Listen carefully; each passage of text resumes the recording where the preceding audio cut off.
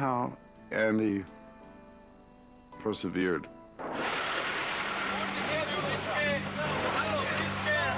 I was very nervous about going because I just thought, well, that someone's going to say, what are you doing here? First of all, I'm doing what I can and bearing witness. Susan Sontag was involving herself so emotionally and professionally in Sarajevo and wanted Annie to go to Sarajevo and take pictures that almost echo back to Annie's beginnings, which are, in a sense, photo reportage, small cameras, not going with a big crew, just having an intimate relationship with the place and the scenes. The thing they would suggest to you when you first arrived in Sarajevo is go to the morgue first. I mean, just so that you understood what was going on.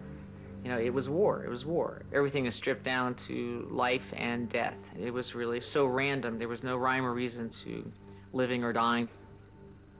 It was a real leveling experience.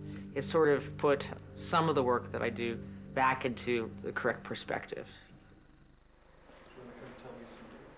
Because I remember I had to go from being in Sarajevo right back to doing, Barbra Streisand and stuff like that. And suddenly, Barbra Streisand didn't seem so relevant. What side Barbra Streisand needed to be photographed from didn't seem, important.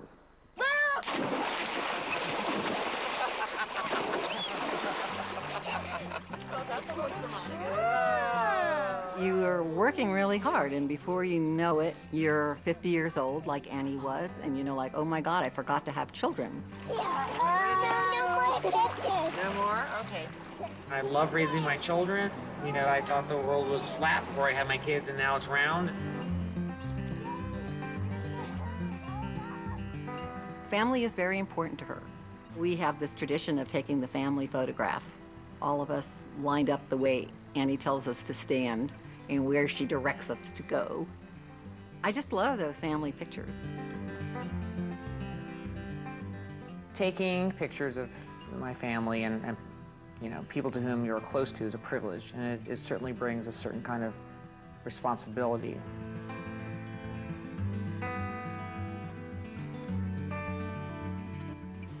Sarah in big, Sarah in medium, Sarah in medium, Sarah in small.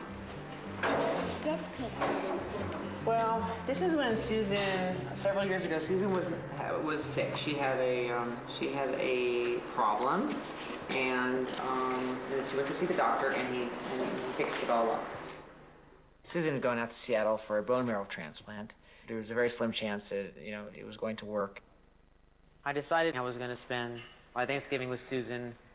Mm-hmm. And Susan was not doing so well, and then the call came that basically the bone marrow had failed.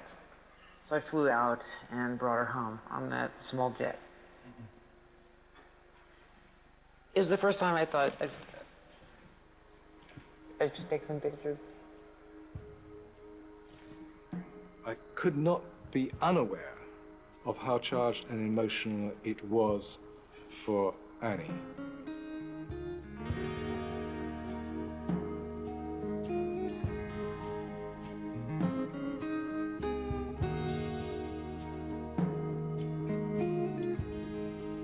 The way Annie photographed people, she just told us who they are. Portrait photography had been around for many, many decades, and there had been photographers who had been celebrated as great portrait photographers, but Annie brought a totally different dimension to it. She has no parallel when it comes to a portrait.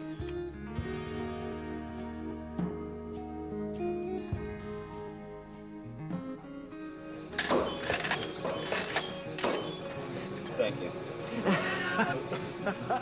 She's famous for taking photographs of famous people, which she's done longer and better than anyone in the way that she has captured their character, their attitudes, their insecurities, but she's humanized them at the same time.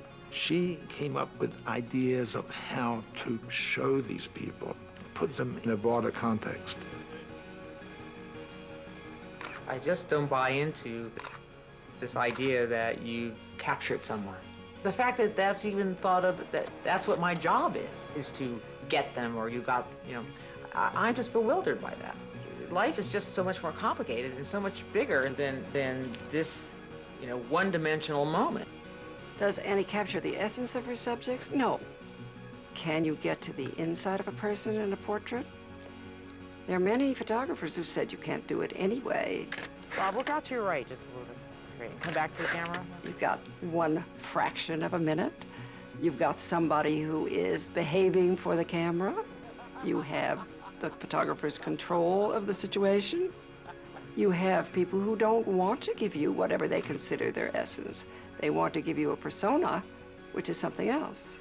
What I'm doing as a photographer is getting a little tiny slice of them. I'm getting a little moment. You know, you're there for a few minutes and you leave and you're passing through each other's lives.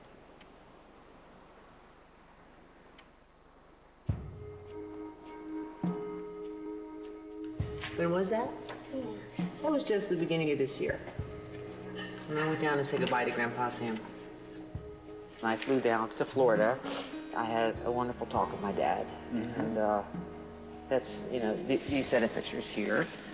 And then 2 days later, he died in his sleep. Remember we talked about how we go back into the earth, then back into the ground, and we become a part of the world again. And that's where Grandpa Sam went. He went back into the earth and the ground and the world, and was part of all the other parts of life. That's where he went. That's where Susan went too. I had Christmas with Susan in the hospital, and she died 3 days later.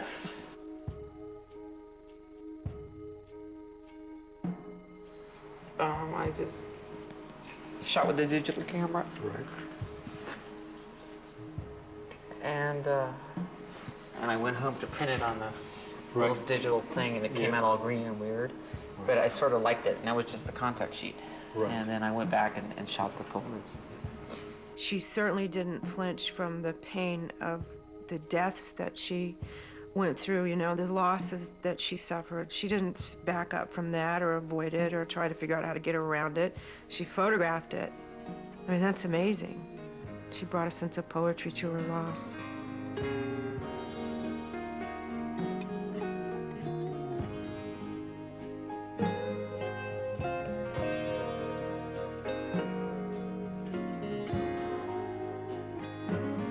Susan came, she was here, and she left.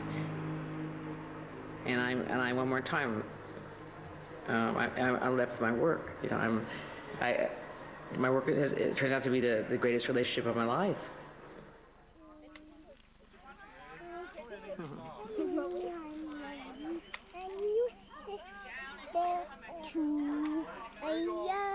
I guess in the wake of loss, I mean actual loss, it felt comforting to take pictures.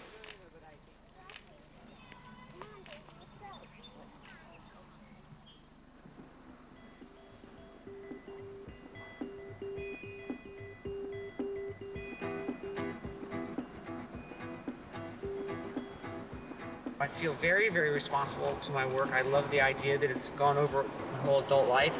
I just think it's important to finish it out. You know, I want to be, you know, photographing, you know, the day I die. I'm looking all the time, and every direction I look, I'm framing. The personal pictures and the assignment work are all part of it. I don't have two lives. This is one life.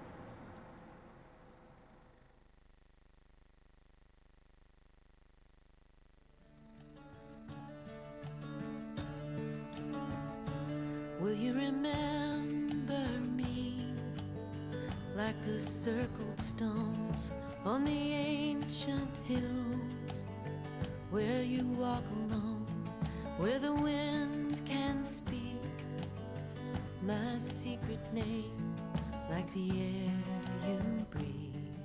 A major exhibition of Annie Leibovitz photographs opens at the National Portrait Gallery in London in October. We've got Spain v Russia and reigning champs Greece versus Sweden in the Euro 2008 highlights